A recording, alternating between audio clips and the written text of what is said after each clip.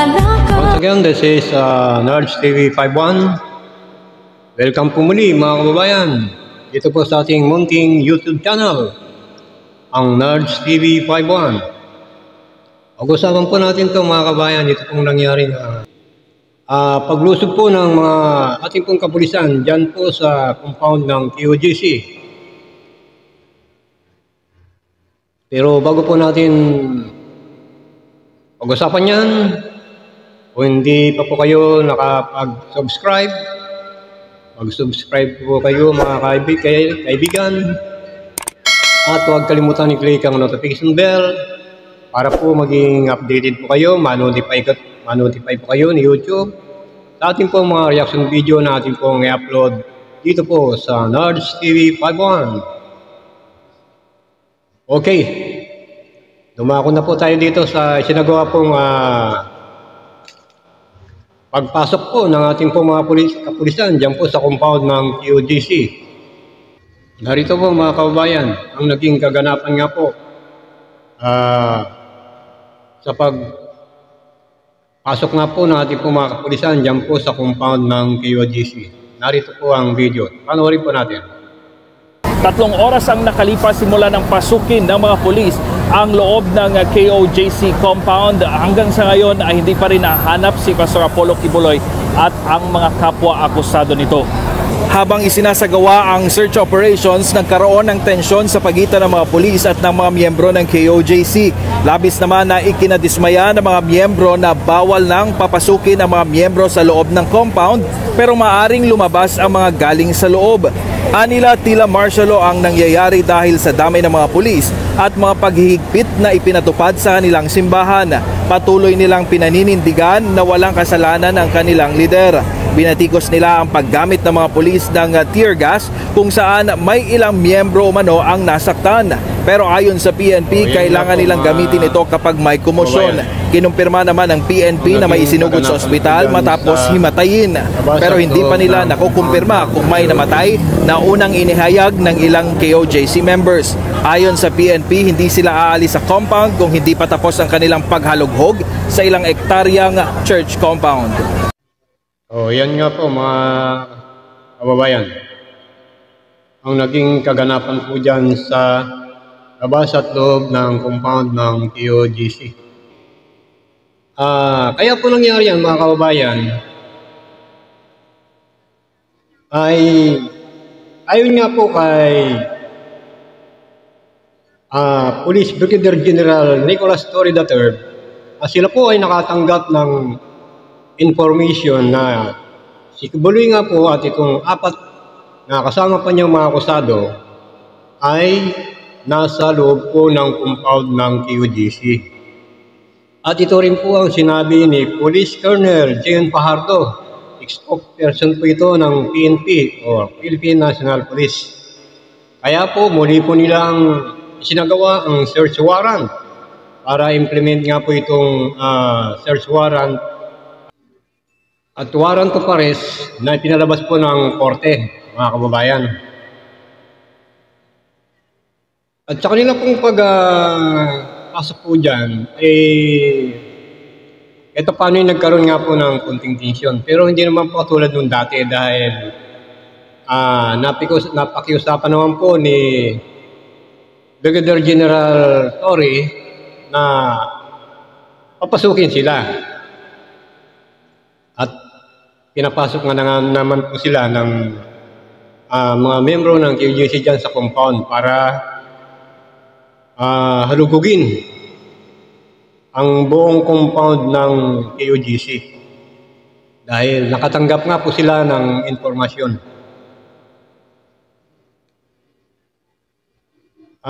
Pero ganun man, marami pa rin ang itong mga membro ng ibang mga na QGC na to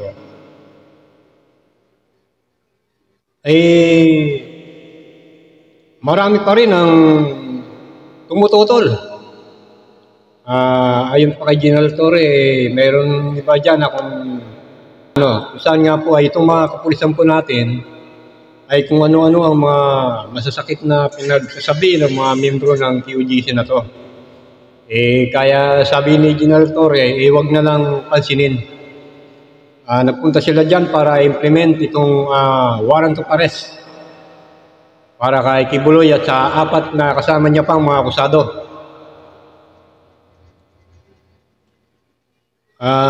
Sabi nga po ni General Torre ay kailangan talagang ahalugugin nila ang buong compound para malaman kung nandyan nga si Kibuloy.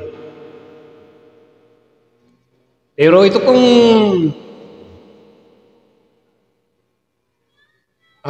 tagapagsalita po ng QGC na si Eleanor Cardona ay nagpahayag naman po na sila naman daw po ang lulusob sa Malacanang. Mga kababayan, para pababayin daw po si PBBM.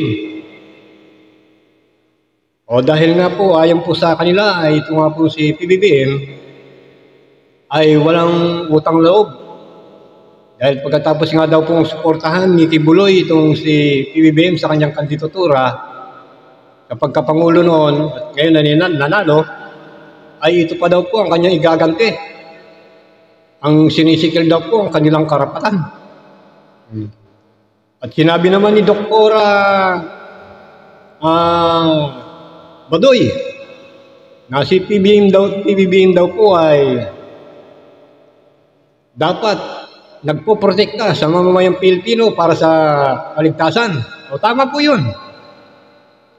At ayan naman po ang ginagawa ng ating pong mahal na Pangulo na si PBBM. Ang katunayan ang ating pong Pangulo ngayon ay walang tigil sa katrabaho. Halos hindi na nga po ata nagpapahinga. Lahat ng panig na ating bansa, mga probinsya, dinadalaw niya, inaalam niya mga kalagayan doon. Kung ano ang may tutulong ng gobyerno. Kaya lang, ang problema po dito sa mga QGC na to, dahil po sa tinutugis nga daw po itong si Kibuloy ng ating pong pamahalaan dahil sa mga kasalanang ginawa nito sa batas, ang gusto nila, huwag tugisin. Hayaan na lang si Kibuloy. Kasi may utang na loob daw si PBBM kay Kibuloy. Ay hindi tama yan. Kaya ito bang katulayan, mga kababayan, na ang ating pong gobyerno ngayon ay maganda ang pamamalakad. Dito po ay talagang pinaiiral ang batas. Na kapag nagkasala ka, kaibigan ka man niya, tinulungan mo man siya, basta't nagkasala ka sa batas, ay dapat lamang na maparusahan ka. Kaya kung ako kay Kibuloy,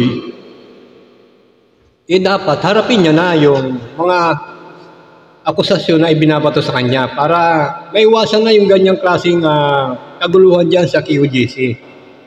Hindi ba naawa si Kibuloy sa kanyang mga membro? Marami na po ang nasasaktan sa kanyang mga membro dahil sa ipinagtatanggol po siya. Pero kung ang ginagawa ni Kibuloy, isuko niya yung sarili niya, patunayan niya na wala siyang kasalanan. Kung naniniwala talaga siya na siya ay inosente, kahit siyang husgado, kahit siyang hukuman, hindi siya matatakot tumarap. Isa pa, makapangyarihan siya. Ba't siya matatakot? Hindi po ba sabi niya, appointed son daw siya ng Diyos? Bakit siya matatakot? Makapangyarihan siya. Yan nangyayari, nagtatago ka. Ginagawa mong human shield ang iyong mga membro. Marami tuloy sa kanila, nasasaktan, napapahamak. Dapat ipakita mo ang pagmamalasakit mo sa iyong mga membro. Ang papayag na sa mga membro mo ay may nasasaktan. Katulad ng ginawa ng ating Panginoong Jesucristo noon. Pagpunta tayo po sa Biblia, mga kababayan, ito, mga QGC, makinig po kayo, mga membro. Total, sabi naman ni Kibuloy, siya daw ang Kristo. Anak siya ng Diyos. Ang ating Panginoong Jesucristo po, nung narito pa po siya sa lupa, Hindi pa mayroon pong tagpo doon sa Biblia. Ito mga kababayan, alam niyo po siguro ito. May tagpo po doon sa Biblia, ang ating Panginoong Jesucristo ay dinakip ng mga kawal. O doon nga po sa pagdakip sa kanya, may kasama niya yung mga apostol, mayroon nagtanggol sa ating Panginoong Jesucristo. Ako hindi ako nagkakamali, si correct me if I'm wrong. Ano pong ginawa ni Apostol Pedro nung hinuhuli na po ang Panginoong Jesucristo? Hindi po ba pinagtanggol niya?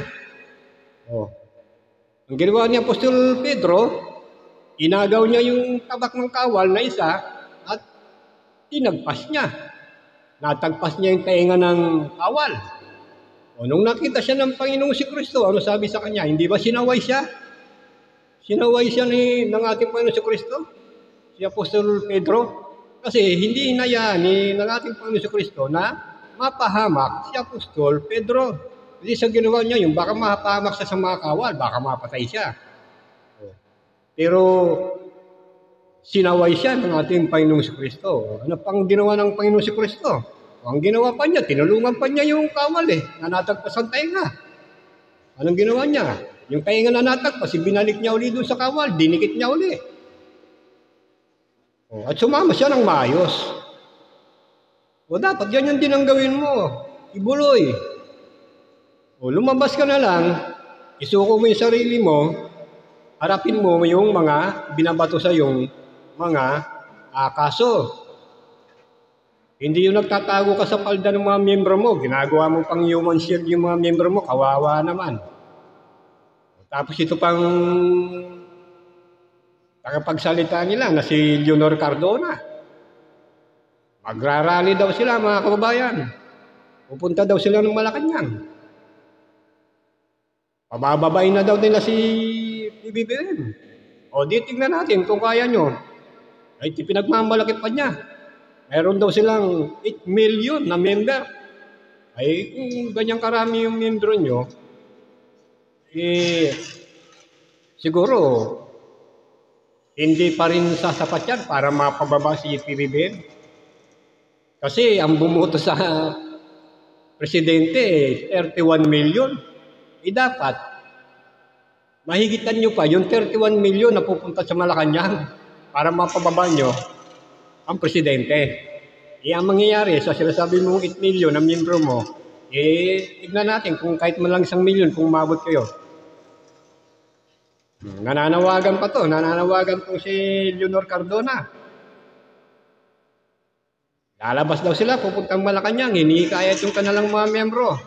Abay, maawa ka naman sa ibang mga miyembro ninyo na namumuhay ng tahimik, isasama ninyo sa gulo.